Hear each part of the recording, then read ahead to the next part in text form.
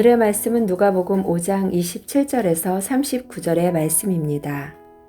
그 후에 예수께서 나가사 레위라 하는 세리가 세간에 앉아있는 것을 보시고 나를 따르라 하시니 그가 모든 것을 버리고 일어나 따르니라. 레위가 예수를 위하여 자기 집에서 큰 잔치를 하니 세리와 다른 사람이 많이 함께 앉아있는지라. 바리새인과 그들의 서기관들이 그 제자들을 비방하여 이르되 너희가 어찌하여 세리와 죄인과 함께 먹고 마시느냐. 예수께서 대답하여 이르시되 건강한 자에게는 의사가 쓸데없고 병든 자에게라 쓸데있나니 내가 의인을 부르러 온 것이 아니요 죄인을 불러 회개시키러 왔노라. 그들이 예수께 말하되 요한의 제자는 자주 금식하며 기도하고 바리새인의 제자들도 또한 그리하되 당신의 제자들은 먹고 마시나이다. 예수께서 그들에게 이르시되 혼인집 손님들이 신랑과 함께 있을 때 너희가 그 손님으로 금식하게 할 수 있느냐. 그러나 그날에 이르러 그들이 신랑을 빼앗기리니 그날에는 금식할 것이니라. 또 비유하여 이르시되 새 옷에서 한 조각을 찢어 낡은 옷에 붙이는 자가 없나니 만일 그렇게 하면 새 옷을 찢을 뿐이요 또 새 옷에서 찢은 조각이 낡은 것에 어울리지 아니하리라. 새 포도주를 낡은 가죽 부대에 넣는 자가 없나니 만일 그렇게 하면 새 포도주가 부대를 터뜨려 포도주가 쏟아지고 부대도 못 쓰게 되리라. 새 포도주는 새 부대에 넣어야 할 것이니라. 묵은 포도주를 마시고 새 것을 원하는 자가 없나니 이는 묵은 것이 좋다 함이니라. 아멘. 예수님께서 세리, 즉 세금 공무원이었던 레위를 제자로 부르십니다.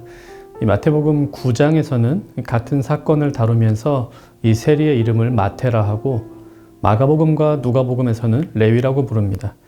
예수님의 12제자 중 한 사람이었던 마태, 곧 레위는 그 직업이 세리였습니다. 세리는 잘 알려진 바와 같이 몇 가지 이유로 사람들이 미워하던 직업이었습니다.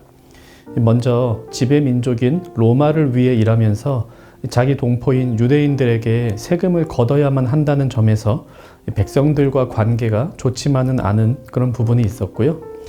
그러면서 세리들은 백성들에게 세금을 걷어 로마에 납부하는 과정에서 많은 횡령을 저질렀습니다. 그 또한 백성들의 미움을 받았던 이유였죠. 예수님께서 이런 세리, 레위를 제자로 부르십니다.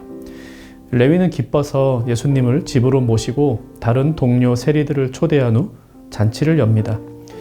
다른 사람들은 이런 잔치에 참여해서 세리들과 함께 먹고 마시는 예수님이 못마땅합니다.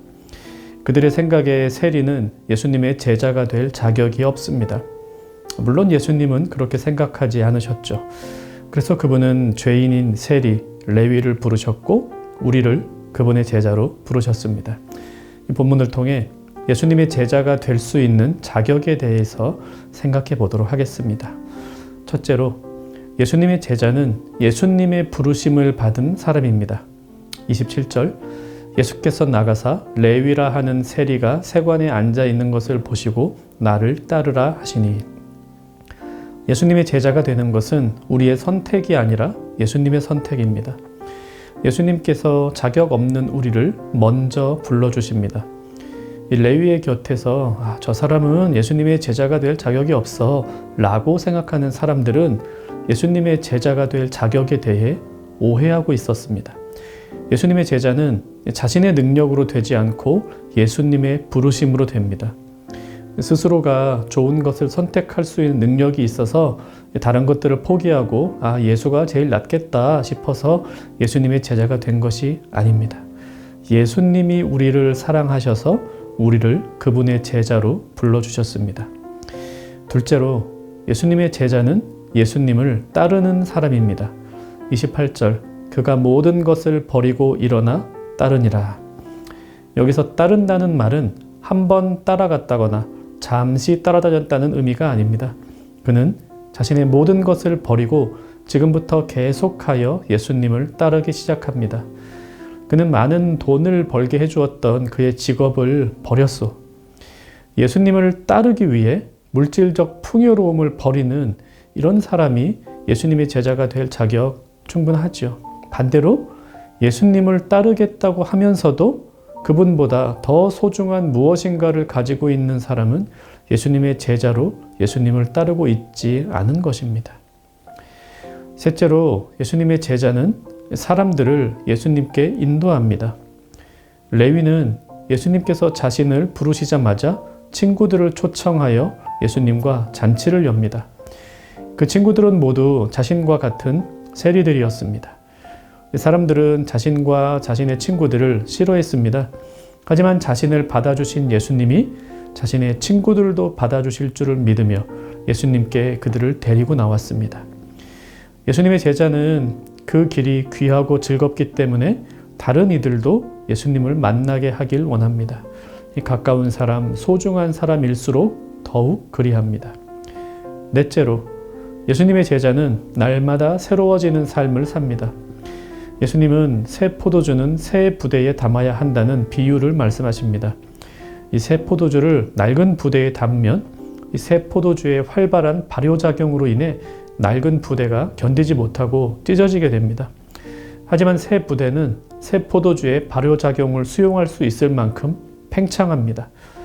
이 새 포도주는 새 부대에 담아야 포도주도 버리지 않고 부대도 버리지 않을 수 있습니다. 여기서 말씀하시는 새 포도주는 예수님의 가르침입니다. 이전에 백성들을 주로 가르쳤던 바리새인들의 가르침은 옛 가르침입니다. 예수님의 가르침은 완전히 새롭습니다.